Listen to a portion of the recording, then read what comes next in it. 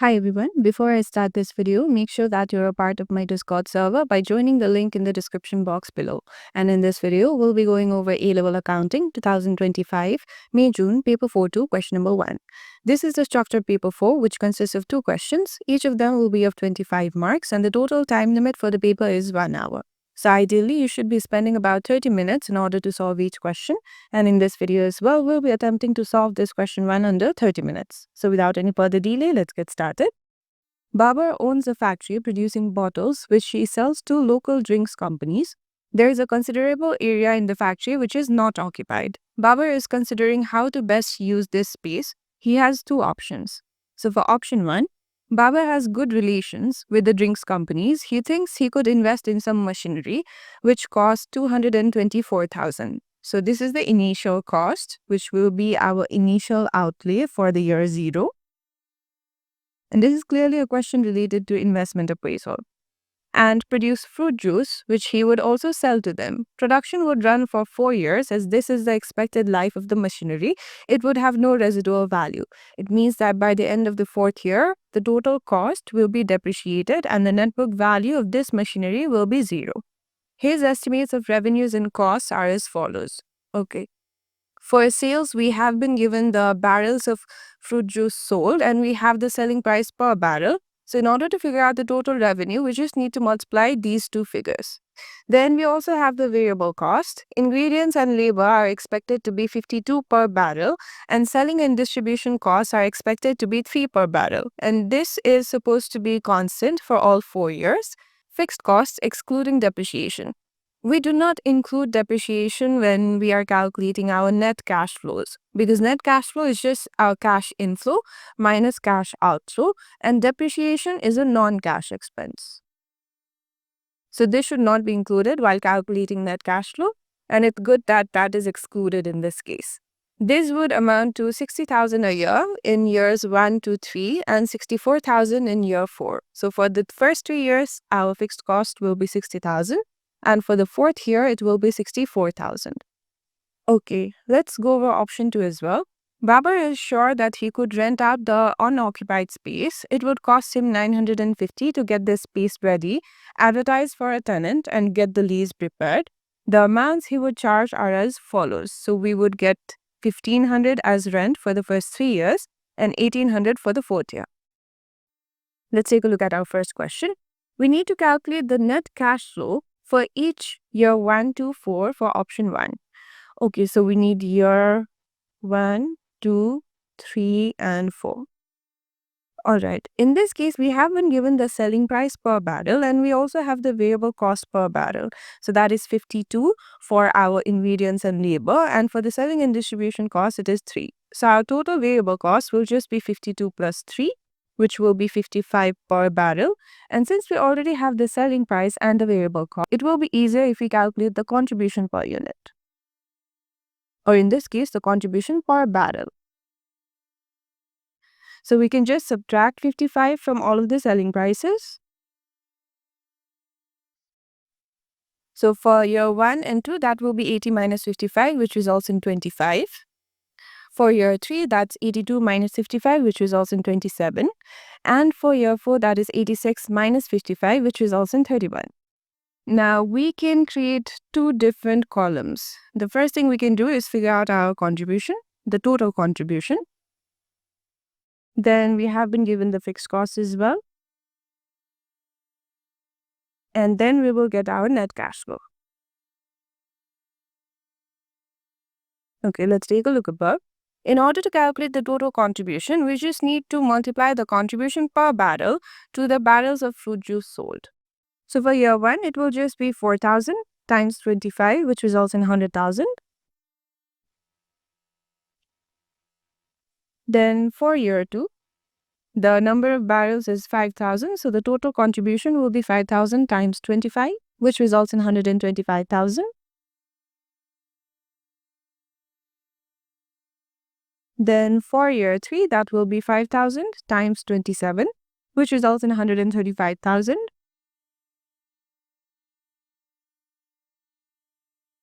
Then for year 4, that will be 6,000 times 31, which results in 186,000. Okay. And contribution is our cash inflow. And fixed cost will be our cash outflow because we'll have to pay it. So in order to calculate the net cash flows, we just need to subtract the fixed cost from our total contribution. Now the fixed cost was already given. That is 60,000 for the first 3 years and 64,000 for year 4. So we have 60,000 for year 1, 60,000 for year 2, 60,000 for year 3, and 64,000 for year 4. Okay. Now we can easily calculate our net cash flow. For the first year, that will be 100,000 minus 60,000, which results in 40,000. For year 2, it will be 125,000 minus 60,000, which results in 65,000. For year 3, that's 135,000 minus 60,000, which results in 75,000. And for year 4, that is 186,000 minus 64,000, which results in 122,000. That is all for the first part. Let's move towards the next one. We have some additional information. Babar has a cost of capital of 10%. The discount factors for this are as follows. Now we need to calculate the net present value for option 1. Okay, so we have year 0, 1, 2, 3, and 4. Whenever we are calculating the net present value, we need to include year 0 as well because that will represent our initial outflow, which in this case is our cost of the machinery, which was 224,000. Let's write it down. So we have our net cash flow.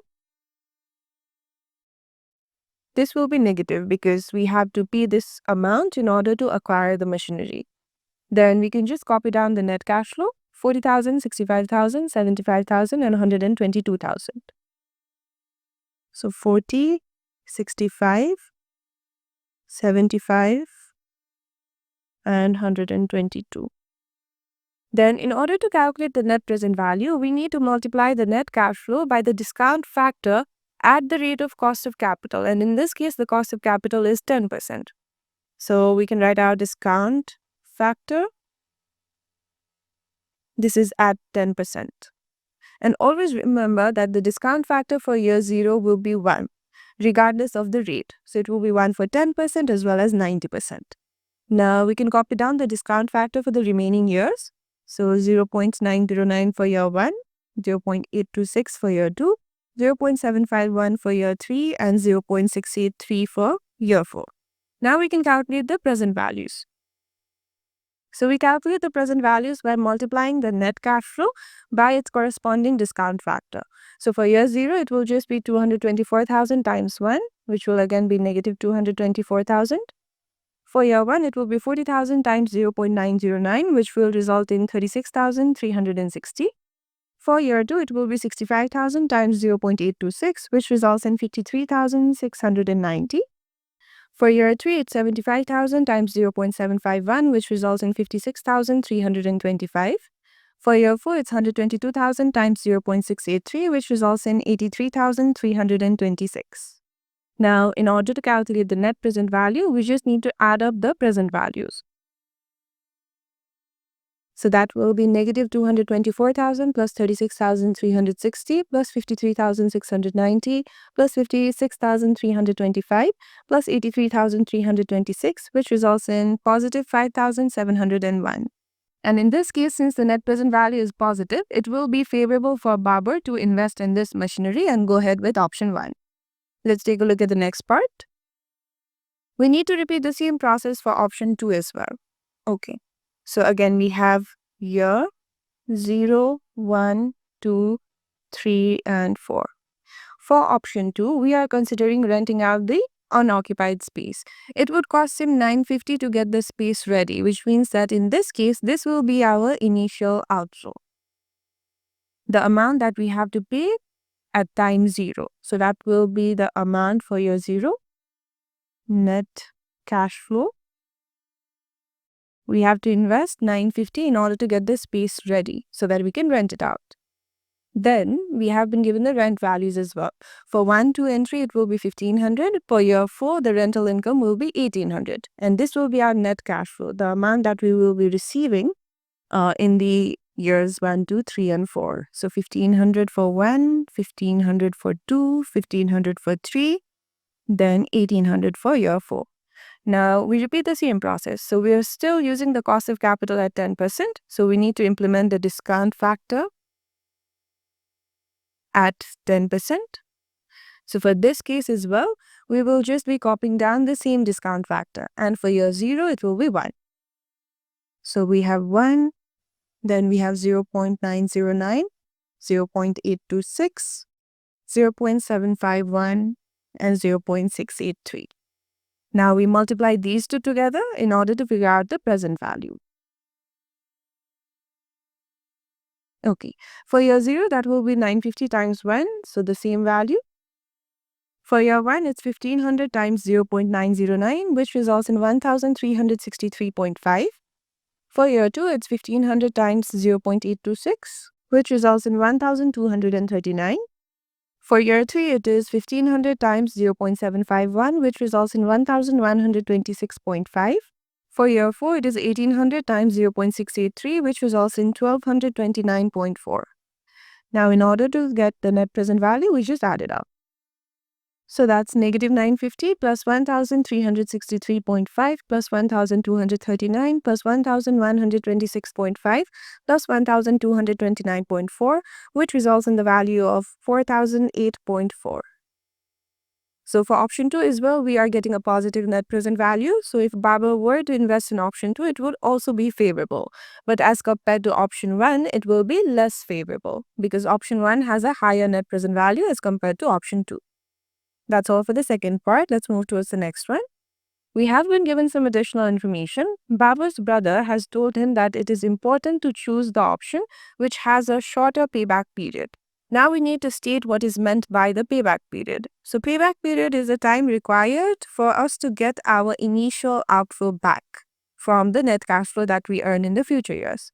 So if we are talking about option 2, then the payback period would be the time period which it would take for Babar to earn back the 950.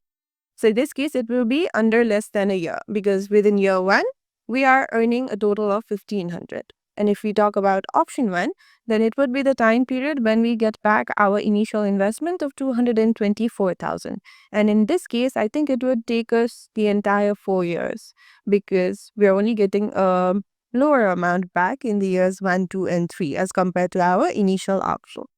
So let's write it down. Payback period is just the time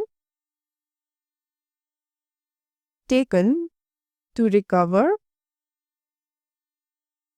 the cost of an investment. That is all for the third part. Let's move towards the next one. We now need to discuss whether Babar should take the payback period of the options into account when making a decision. We do not need the calculations. Okay, this is of 4 marks. So we need to have 4 different comments and we are specifically talking about payback period. So the very first thing you need to understand about payback period is that we again talk about cash flows, not the profit. So whatever we took into consideration while calculating the net present value is also the cash flow. Because in this case, we are excluding the depreciation as part of the non-cash expense. But if we were to include the depreciation, then we would get the profit figure. So that's different. Let's write it down. Payback period considers cash flows and not the profit. Then another thing to remember about payback period is if your investment has a shorter payback period, it means that the investment is less risky because we are likely to recover our investment in a very short time and there is a higher chance for us to gain a profit in the future years. Let's write it down. The shorter payback period indicates the investment being less risky. Now, regarding whether Babar should take the payback period of the options into account completely depends on how risk-averse Babar is. Is he a person who is more willing to take higher risk for a higher reward, or is he a type of person who would like to stick to a safer option? Because if Babar is more risk averse, which means that he is not willing to take a higher risk and would like to stick to a lower risk option, then the more likely he is to look for an option which pays back quickly in order to remain in the safe side. Let's write it down. The more risk averse Babar is, the more he will look for an option which pays back quickly. Okay, we need one final comment, and in this case, the keyword is discuss. So we do not have to give out a concrete decision. So let's include one more disadvantage for payback period. In payback period, we do not consider the discount factor. And if we are not considering the discount factor, it means that we are not considering the time value of money. And that is a major disadvantage. Let's write it down. Payback period does not consider the time value of money. That is all for the fourth part. Let's move towards the next one. We now need to advise Babar which option he should implement. We also need to justify our answer. Okay, this is of 7 marks. So we need 6 different comments and then a final decision. So we need to first consider the calculations that we did as well. And in this case, we've calculated the net present value for both the options. So we need to consider that. And the very first thing we can write about it is that the option 1 has a higher net present value as compared to option 2. Let's write it down. Option 1 has a higher net present value as compared to option 2. And whenever you are considering different options for your investment, you can compare your net present value. And the second thing you can compare is your initial outflow as well. How much do you need to invest in order to start this particular project? And in this case, there is a significant difference in the amount that you have to invest. For option 2, we only need to invest the amount of 950. Whereas for option 1, we need to invest an amount of 224,000. So maybe Babar will have a difficult time financing 224,000 all on his own, and he might have to look for other finance options as well for option 1. But for option 2, since it is a comparatively very small amount, he might be able to finance it all on his own. Let's write it down. Initial outflow is significantly higher for option 1, and as a result, Babar might have to consider other sources of finance to fund it.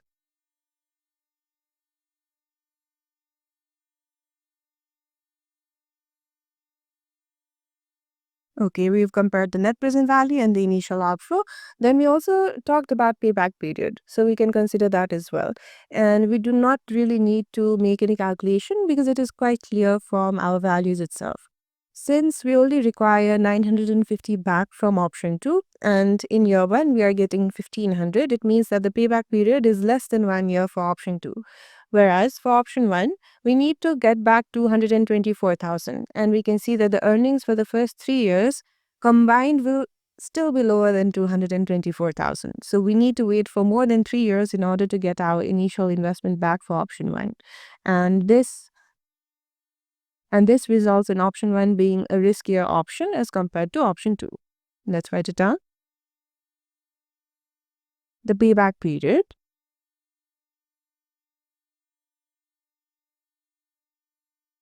for option 1 is higher, making it a riskier investment.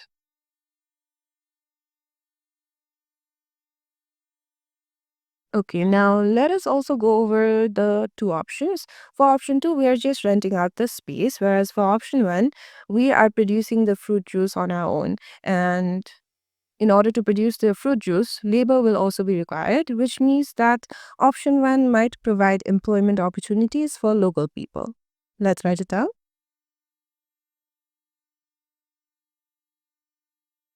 So, option one will provide employment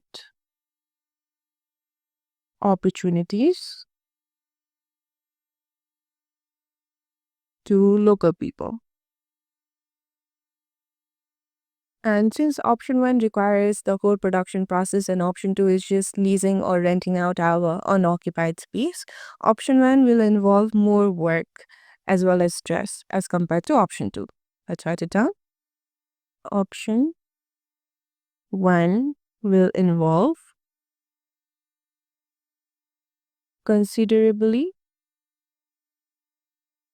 more work and stress than option two. Okay, we need one final comment.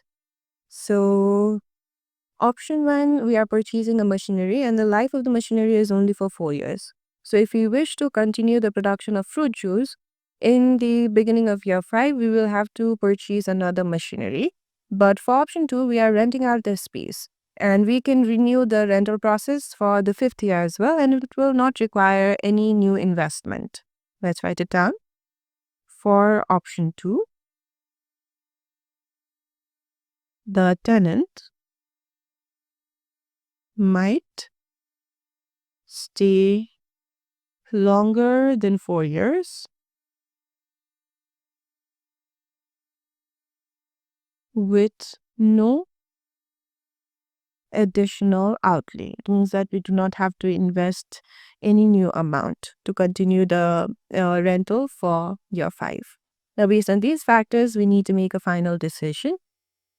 So, I would advise Babar to choose option two because he will still be getting a positive net present value. Let's write it down. So, Babar should implement option one, option two, as he will be getting a positive net present value